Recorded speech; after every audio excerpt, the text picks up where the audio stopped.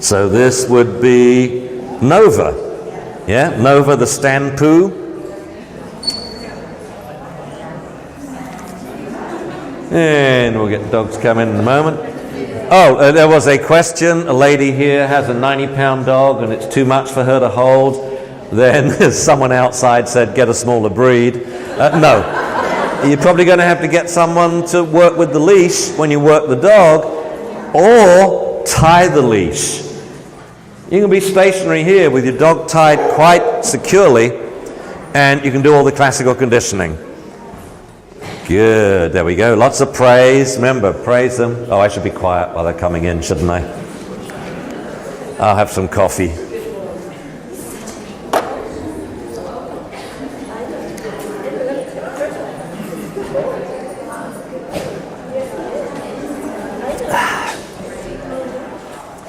Where are all these dogs coming from? Seattle? Where are they? Coming by train? 1, 2, 3, 4.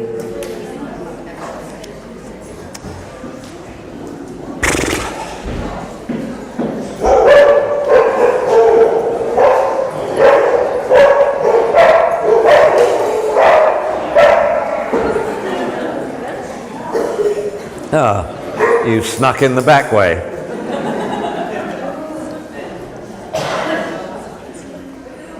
So with the boxer now you're so happy because it stopped. So classical conditioning, but operant conditioning at the same time. Differential classical conditioning, remember 3 levels of feedback. 0, because the stimulus dog's not there. In that case the stimulus dog was there, but we reacted, but then we stopped. So reassure, turning into mega praise. Out comes the tug toy. Oh, I see you've got it out. Well done. Cool. All right, how many we got? 1, 2, 3, 4, 5. We're getting there. Pardon?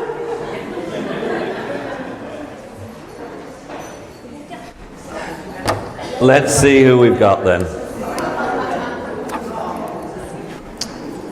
So this would be Bounty. This is Bounty.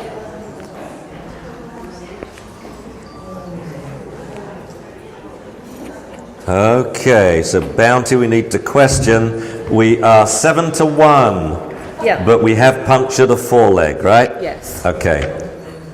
And we went to the vet. Went to the vet. And what was the bill? $300. Yeah, so that's not much. Anything under 500 is nothing. Once you've itemized, you know, cost of the syringe, the stuff in the syringe, to disposal of the syringe, the thumb to push the syringe down. Yeah. Okay. It's bad we got a puncture, and it's bad it's to the foreleg. Okay, so basically when you look at damage done from a dog fight, it should all be from the neck forwards. When you watch dogs play fighting, puppies, adult dogs, with puppies they bite all over the body. As they get older, I think have them come through this door. Good. And yes, so as they get older and they play, the bites come forward. We stop biting the butt, we stop biting the hind legs, we stop biting the belly, then we stop biting the forepaws, and all stuff is from the neck forward. Soft part of the neck, scruff, head, ears, muzzle, what have you. And you'll often see in a fight, there's one little dent below the eye. I was going to say puncture, but it's not a puncture. A puncture is circular, and if you have a hole there, you've got to have a hole underneath. What you see is it's a teardrop entry wound. So what happened was the two heads went boom, but a tooth was out, and one tooth has made a teardrop entry, and it's always right there, and you freak out.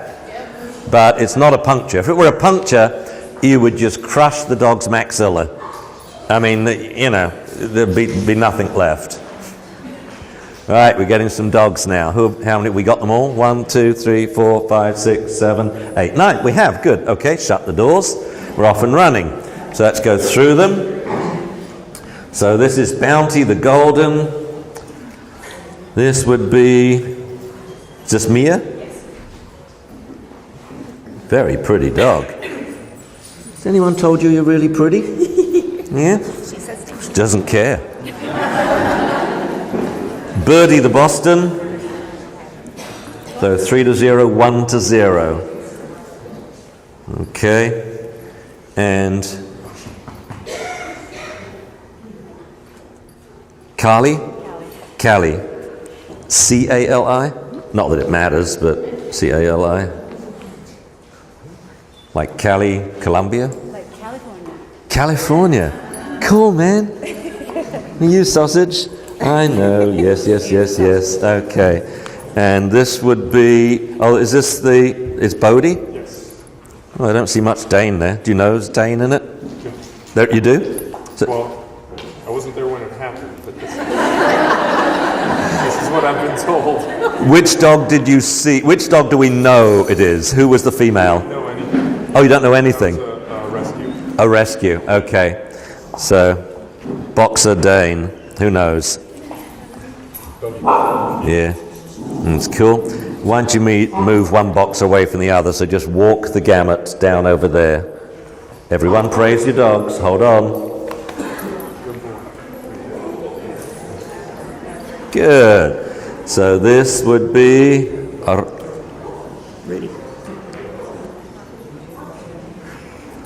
Rudy. Hey, Rudy. That's good. Pembroke. I always remember, Pembroke's cardigans. Like Pembroke, I think his tail broke off. Is that how you remember it too? Yeah. I have to do it every time, And never mind. So this is Luke, Border Collie Lab. And this would be Duff. Yes. And this we said was Nova. Okay, let me say hi to every dog and offer them a treat. And just get their feel. Don't need my glasses for that. Just a couple of treats, thank you. Here we go, sausage. It's over here. There we go. Oh, what a nice soft mouth. Very soft mouth. That's very good. You're super friendly with people, aren't you? He is. Yeah. He is. There's a good dog. Okay. And a treat. You have a treat? Yes, I'm going to give you a treat in a moment. It's okay. No. I'm going to give you a treat. Lord. Yes. Okay, I'm going to ask you all questions now. How many people would bet money the dog's going to take this treat? Okay. All right. Okay. We're pretty damn active. And treat? Do you want more than that? No, that's fine. Here we go, sausage. There's a good dog. Very good. I usually sacrifice my fingers here, and they go in, nice soft mouth. It knows what a finger is. Okay? Not as gentle as the golden, but very nice gentle mouth. That's always good. And this guy, you've got a basket muzzle on. Oh, good Lord. This is ridiculous, isn't it? Can you take this? Not really. No. It's hard to find one for a little snout like that. Well, you get a cat one. You get a cat Mickey muzzle. No, I'm being serious. It's what you do with Frenchies, and I can't give you a treat, but I think you want it. But it means your voice is going to be the only praise, because we can't play tug, Do you have a tug you amped up? The sight of it? I have one, yes. Yeah, on you? No. I know that. It's in the car, isn't it? It's... Never mind. So you're dependent on your voice. So let's just let go of the dog's collar to start with. That's how you bait dogs in the ring and give him a little bit of loose leash, but no more than that. Got to be a loose leash. Very good. And feed this guy. And who's this? This is Callie? Callie. Oh, my short-term memory. I'm sorry. Oh my God, look at this. Oh, good Lord. Look at that, eh? There's a good dog. Okay. We're not too keen on it. Let's do another one. Come here, Callie. It's more a tugger than me. No, you can't have the big bit. No. There we go. Good dog. Yeah, we're hot, but we're pity, so they always run hot anyway. So don't we know? And you can't speak in my mic. Oh, look at this. Oh, and we've got a basket muzzle too. Oh, good Lord. Yeah. If you're doing treats, get the open-ended muzzle, like we say. It's so much easier, because everyone watching knows you can't use your voice. You know, it doesn't come out. But treat works. Dog gets it. I prefer to say tug toy if we're doing one-on-one because we don't know the other dogs. You needn't give it to the dog. It's just seeing the tug toy as it comes out if you've amped it up as a secondary. And this guy, have a treat. Hello, I've got 2 treats for you. Would you like a treat? There we go. Oh, nice gentle mouth. That's good. There we go. Llama lips. Llama lips. That's good. Anyone kissed a llama? I think she'll take it. She won't even take them from me right now. You want a treat? Here we go, sausage. Oh. Here we go. She's more about it. You want to say hello to me instead? So then we give the treat to the owner, see if you can get him to give it. She hasn't been taking them from me since I got her out of the car. Yeah. Okay, so you just stay in this corner for the time being. Okay. So again, this is a real powerful stress test. I mean, other applications of it, you're a dog groomer, you're a vet tech, you're a trainer, offer a treat. If it takes it, I say gotcha. You're mine. We can do lots with you now. If it doesn't take it, give it to the owner. If it doesn't take it, we are probably stressed by the setting. If it won't take it from you and it takes it from the owner, be very careful. Do not hastily put your hands on this dog, okay? And did we do you? I can't remember. No? Oh my God. Oh, it's someone's finger. Look at it. Well, that's enormous. I'm not giving the whole thing. Here, take that back. Here we go. Gosh, she's giving you a hot dog. All right. So we start off with classical conditioning, and it starts now. We're here. Think where we are. We're in a room with 50 or so people, 9 dogs, 10 dogs actually in the room now, 9 on the floor, 1 watching and being very good. Good boxer, good boxer. Well done. So praise your dogs. Let them know how happy you are. Again, these are all dogs that have a fight record, and they're being really good now. I mean, this guy is looking at you now. We're not looking at anything else. You praise him, you praise him, you praise him, you praise him, you praise him. We don't take it for granted. How are we doing with the Boston? We get Boston to look up at you? Oh, yeah. We're going to try and trade her muzzle out. Mind the thing on the, It yeah. didn't work. Good. And get Boston to look up at you. And to sit. Just, hands off. So, yeah, if we don't know sitting down, back to the drawing board, because you're never going to get control over dogs if they don't know sit at least. It's one command to teach, sit. Back up, so they turn around and sit. You've solved most of the problems in the world.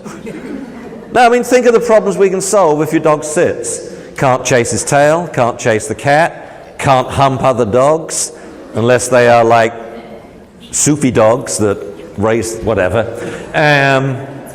Can't run out the front door, can't bounce up and down in the back seat of the car. Sit just solves so many problems. You want a lightning sit. It's good. Why don't you give your dog a bit of, it's very, tightly. So here, let me hold him. I got him. So you got it on your arm, that's good. So I've got it on my hand. I want to make sure it stays there. So we do this. And you're a lover. Now we got to get it loose. Steady. Good dog. That's a good dog. Good dog. Good dog. Good dog. Well, he's a good dog. I'm very impressed. I'm very impressed. You can wriggle. And he tightens it. We just pull him back. And good dog. Hey, steady. Come back here. Hey. What do you do? Good dog. Good dog. Good dog. So the only way to keep him from pulling is we got to focus him. At the moment, he's interested in everything but me. Good dog. Oh, there's a good dog. Very good dog. There's a good dog. But he's not focusing on the other dogs, which is good. Here you go. So notice when I give it back, I make sure I've got it before we let go. Very nice attention. That's good. Yeah, that's your mum here. Are you proud that she's come with you? Now everyone, praise your dogs like you mean it.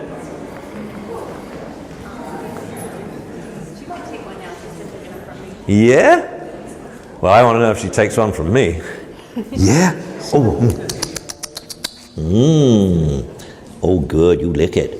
Oh, good dog. Oh, that makes me much happier now. Good. And the reason is the dog just took a treat from its owner. Better take one from me now, otherwise I know I'm a big part of the equation. Cool. Classical conditioning, without a doubt, is the number one tool we have, and we just don't use it. The biggest human foible in the world is we take the good for granted and we moan and groan and bitch at the bad. So you focus on the bad. Think children, think dogs. Your children are quiet, what's your feedback? 0. I would go and check on what they're doing if I were you. They make noise, you react immediately. Okay? And children will intentionally misbehave to get your attention. What a sad statement is that? Dogs too. I know many dogs that they come to me and they say, my owner just learns so quickly. I say, really? They say, yeah, I've taught her to vocalize. I say, get out of here. Dog says, no, what's this? Woof, shut up. Woof, shut up. Woof, shut up. See? I get my owner to bark along with me. Isn't that fantastic? Because the only time you pay attention to the dog is when it does something you don't like. This is what they're doing now is incredible. I mean, I don't know how at the moment we can sell this as a growl class because no one's growling. No one's lunging. Good. So now let's walk around the room, change places, 5 yards. Praise them before they react. Good dog, there's a good dog. Keep them loose leash with the Boston. Loose leash. Good. Nice. And stand still. So, we got 2 dogs here. Well, I would say this guy here, Carly, and then your Boston, they need to know what a loose leash is because nothing will amp a dog up like a tight leash. You've got to have a loose leash, okay? I think this guy will learn it first, but that's it. Well done, you corrected yourself. We gave a little jerk, and then we remembered, pull them back, focus the dog, beautiful. So this is what I would do on the walk. Every 25 yards I'd do this, loose leash. And maybe I wouldn't walk. See, if you take 1 step, the dog's much more likely to tighten the leash. So I would stand still with the dog on leash. When we put leashes on dogs, the first thing we do is just stand there. Can you stand still and the dog's on a loose leash? Very good. Very good. So I want lots of praise, for all dogs with a loose leash, especially these 2. That's very good, both of you. I like it. Very nice. Excellent. Okay, now tell the dogs that this is their lucky day. Aren't they lucky to be selected for this class? And you're so happy and proud of them. Engage, let them know. I want you to think how frustrated you get when they react. And I want you to take that emotion and turn it into a jolly one and let the dog have it. We must be representative about feedback. We must be representative about observation and feedback. So many people, so like we go back to the boxer, he was the most reactive dog we had earlier, and you'll leave this seminar saying, the reactive boxer. How many reactions have we had in the last 15 minutes from him? None. Yeah, he's not on the floor, but he's in the room. You see what I mean? And like I'll do, a games workshop, 2 days long, 12 hours. I'll have one dog run across the room and take out another. Everyone calls that dog the reactive dog. He only reacted for 5 seconds in 12 hours. That meant for 11 hours, 59 minutes and 55 seconds, he was a good boy. And what did the owner do? Nothing. They took it for granted. You must representatively observe and give representative feedback. So you can time samples. This is what we do as scientists. And it's, for example, why we knew about the notion of bite inhibition. Because we observed dogs representatively. We looked at puppies, and then everyone wrote down everything the puppy does. We work out the puppy's behavior repertoire. Then we have a big list of all the puppy behaviors. Then we watch them, but every minute we write down what every puppy in the litter is doing. About 10 observers. Then we look at the data, and what do we find? Well, the number one thing that puppies do is sleep. So a lot of time you're sitting there drinking beer, watching a litter of puppies sleep. But when they're awake, the number one waking activity is biting another dog. At that point, we know this must be important. It's so frequent. It's up here, biting another dog. Next would come, things like running after another dog, or bending an elbow, pawing, play bow, what have you. So we know the behavior must be important. Well, let's put that with the fact that puppies have needle-sharp teeth. There's your answer. Why do you think they're little biting machines? So that their weak jaws can cause pain before their jaws become strong enough to cause damage. They must develop bite inhibition with their own kind, and all domestic animals must also develop bite inhibition, or hoof inhibition, or horn inhibition, or beak inhibition with humans. So this notion of bite inhibition is important. It comes from representatively observing dogs. We know that adult dogs, friendly, socialized adult dogs, will stop puppies and adolescents from becoming reactive. All discovered from representatively observing dogs. Once a week, we would look at the entire pack. So our pack was 24 dogs, 12 adults, 12 puppies, and we time sample. Every 15 seconds, we say, what are the dogs doing? We got a bank of observers, 12 of us. And one day, my undergraduate came to me and said, something weird is going on with the pack. I said, what? He said, look at Whip's growling. So we have a 7-year record on Whip, the lowest ranking adult dog in the colony. He hasn't growled for 7 years. No one's ever heard Whip growl, because he's the runt of the pack. In the last 3 weeks, his growling has increased like this. And she said, and look at Cassius, the growliest dog we have. He's been growling non-stop for 7 years. Everything that happens, Cassius wants to growl at. Not the last 3 weeks. He's been chilling. We go out and look at the colony, what's happening. The adult dogs are over here enjoying the sunshine.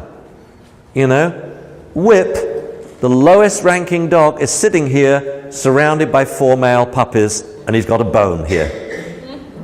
And he's going...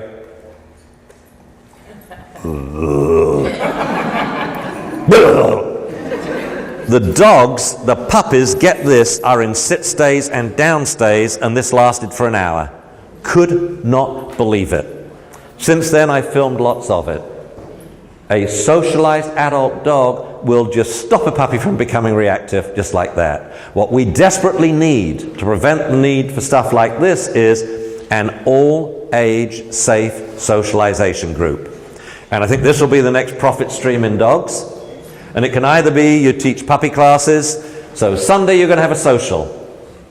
In order to come, you are less than 4.5 months old, or you have done puppy 1 and puppy 2. Now you may come to these puppy socials.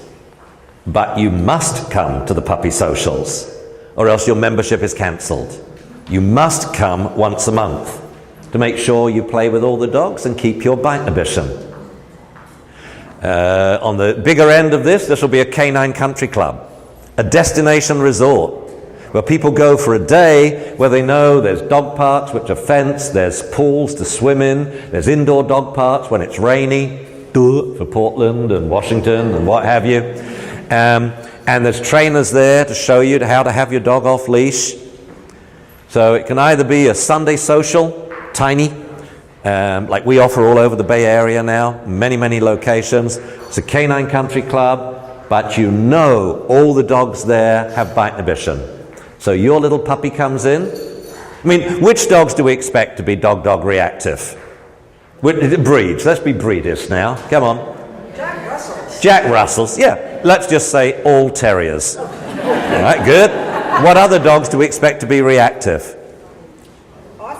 It's sensitive herding breeds. Aussie would be right up there, and then the sensitive cattle herding breeds. What other types of dogs do you expect to be reactive? Let's just focus on the big terriers. Why they call it a terrier, I don't know. But, the bull breeds, the pitties. We expect that. It won't happen. If you got a little 3-month-old pitty and you say, we're joining the Sunday afternoon social group. In you go, I'm going to have a cup of tea. These dogs will deal with it. Your dog will be playful, low-key. Okay? As he gets older, he's not the lowest rung of the ladder, and he will start now policing younger puppies. But he'll do it gently, because if he goes overboard, every adult dog older than him will come over and say, quit it. That's what's so desperately needed in dogs to make it easy, because dogs can do it quicker than any human trainer there is. You know, when Zuzu came to our house, I mean, she was crazy, man. She just really was crazy. And she's coming into a house with 3 dogs, 2 cats, 2 dog trainers. It was difficult. Who did it? Claude. Within seconds, he took Zuzu. I'd never seen her be still before. And I don't know what he did. He just looked at her, and she sat and didn't move. And then she went, well, and laid down. Then afterwards he said, okay, you can activate again and we shall play. And they played. And I thought, damn, Claude, do you want a job? Because I couldn't do that. I've been trying to do that for weeks. You get the point? All right, I've been talking, so your dogs get used to being in the room. Praise them big. Good. And then cross the room. Take 7 steps and stand still. Good dog. Loose leash. Where's a good dog? And jolly him along. Here's a good dog. Come on. There we go. Good dog.